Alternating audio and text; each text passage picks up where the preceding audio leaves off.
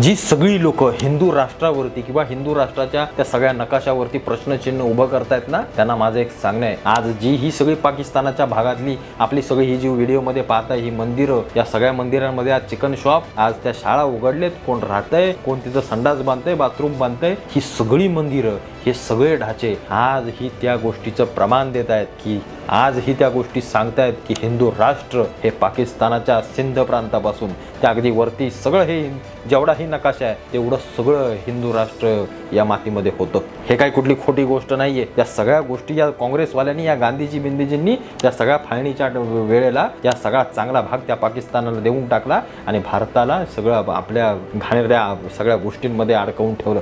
त्या बांगलादेशाला मध्येच आणून ठेवलं, तिथं बसवलंय. या सगळ्या गोष्टी या काँग्रेसवाल्यांनी केल्या. म्हणजे काँग्रेस त्यावेळच्या काँग्रेसवाल्यांनी, हे राहुल गांधी वगैरे तेव्हा जन्माला आले नव्हते. पण माझं एक सांगणं आहे, माझं एक तुम्हाला माहिती म्हणून मी सांगतोय की आपली हिंदू सभ्यता आजही या जगाच्या कानाकोपऱ्यामध्ये आहे. तुम्ही एक गोष्ट लक्षात घ्या, कधीही कुठलं उत्खनन करा, उत्खननामध्ये हिंदू धर्मांच्या देवी देवतांचे सगळे फोटो किंवा मूर्त्या सगळ्या सापडतात. कारण तेव्हा कुठला दुसरा धर्मच नव्हता. धर्म होता तो फक्त सनातन धर्म होता.